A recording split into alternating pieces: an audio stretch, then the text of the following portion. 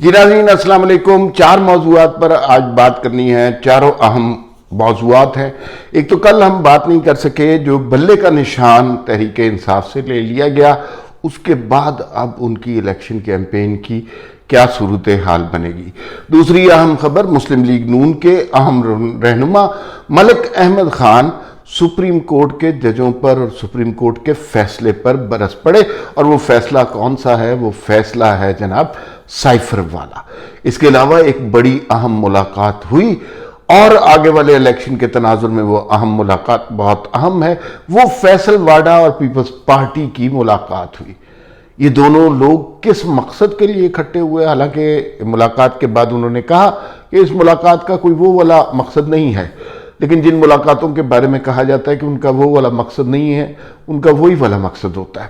اور پھر اس کے بعد ایک دلچسپ خبر آئی کہ مردان سے جو سواتی صاحب ہیں پی ٹی آئی کے، اعظم سواتی، وہ نواز شریف کے خلاف الیکشن لڑیں گے. اور پھر اس میں کیا بنے گا؟ سوات جو مردان وغیرہ ہے وہ تو آج کل عمران خان کی آوازیں سنائی دے رہی ہیں، لیکن نواز شریف کے الیکشن لڑنے سے کیا امپیکٹ پڑے گا؟ یہ بڑی دلچسپ کہانی ہے. پہلے ہم ذرا بات کر لیتے ہیں کہ بلے کا نشان تحریک انصاف سے چلا گیا.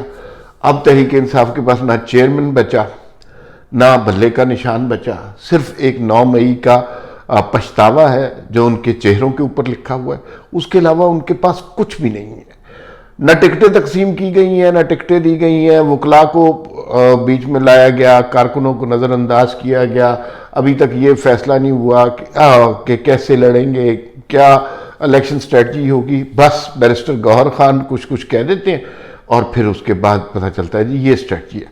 اور بیرسٹر گوہر کا اپنا انتخاب اور چیئرمین پی ٹی آئی منتخب ہونا بڑا مشکوک ہے، اس لیے کہ 100 لوگوں کی نشستیں تھیں، 7 لوگ اس پہ بیٹھے تھے، اس پہ انہوں نے پارٹی کے الیکشن کرائے، اس پہ بیرسٹر گوہر چیئرمین منتخب ہو گئے. یہ وہاں پہ کارروائی ہوئی ہے. اب اس کے بعد ظاہر ہے الیکشن کمیشن کے اعتراضات انٹرا پارٹی الیکشن کے حوالے سے صحیح تھے، لیکن چلے وہ جو الیکشن کمیشن نے کیا سو کیا. اب سوال یہ پیدا ہوتا ہے کہ پی ٹی آئی کس نعرے کے ساتھ، کس سلوگن کے ساتھ، کن امیدواروں کے ساتھ الیکشن میں جائے گی.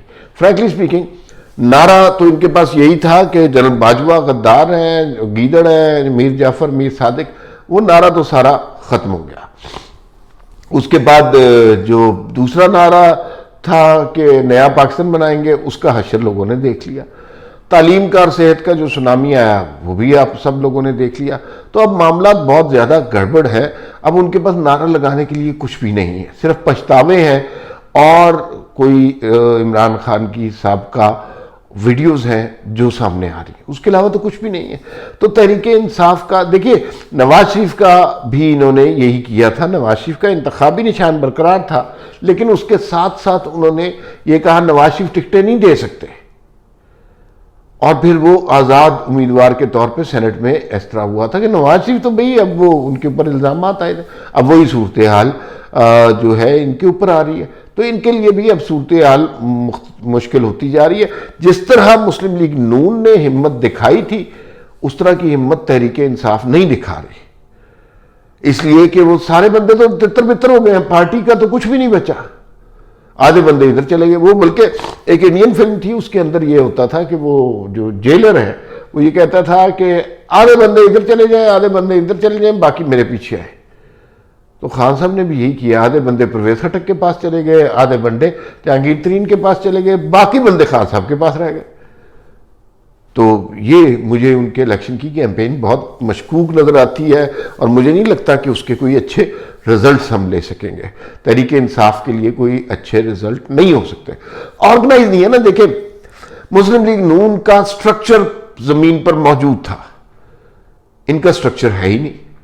اب معاملہ یہ ہے کہ جن پارٹیوں کا سٹرکچر نہیں ہوتا، جو ون مین پارٹی ہوتی ہیں، اور جب ان کا ون مین گرفتار ہوتا ہے یا منظر عام سے غائب ہوتا ہے، تو ان پارٹیوں کا یہی اشر ہوتا ہے جو تحریک انصاف کے ساتھ ہو رہا ہے. اور نہیں ہونا چاہیے تھا، لیکن اس میں بہت زیادہ بلیم آپ عمران خان کے طرز سیاست کو کر سکتے ہیں کہ انہیں اس طرح کی آخری سطح تک کارروائی کو نہیں لے کے جانا چاہیے کہ جہاں پہ آر یا پار والا معاملہ ہو جائے. اب خان صاحب کو پتہ نہیں ہے کہ وہ پار ہو چکے ہوئے ہیں. تو خیر اچھا، اب جو آصف زرداری اور فیصل واڈا کی ملاقات ہوئی وہ بڑی دلچسپ ہے. فیصل واڈا جو ہیں، آصف زرداری، پیپلز پارٹی کی یہ روایت رہی ہے کہ جو بھی شخص ان کے پاس آتا ہے، چاہے اس نے پیپلز پارٹی کے خلاف کیا کچھ کہا ہو، کتنی کلا بازیاں لگائی ہوں، کتنا لوٹا رہا ہو، پیپلز پارٹی کا دامن بہت وسیع ہے. پیپلز پارٹی اس میں جگہ پیدا کر لیتی ہے اور ان لوگوں کو اپنے دامن میں جگہ دیتی ہے. تو ابھی فیصل واڈا کی یہ کیا ملاقات سیاسی انضمام کی ہے؟ کیونکہ فیصل واڈا آپ کو پتہ ہے کہ ان کی کوئی کانسٹیچوئنسی، کوئی پارٹی وغیرہ تو ہے ہی نہیں. ان کی ایک ہی پارٹی ہے، گیٹ نمبر 4، اور سب سے اسٹرانگ پارٹی ہے. تو فیصل واڈا صاحب اسی کو ریپرزینٹ کرتے ہیں. لیکن انہوں نے ان کے ماضی ذرا آپ دیکھ لیجئے، جمہوری آدمی نہیں ہے قطعاً. یہ وہ شخص ہیں جو بڑے فخر سے ٹاک شو کے اندر فوجی بوٹ انہوں نے سٹیج کے اوپر رکھ دیا. یہ وہ شخص ہیں جو انہوں نے کہا کہ 5000 آدمی کو پھانسی دے دی جائے تو بس معاملہ ٹھیک ہو جاتا ہے.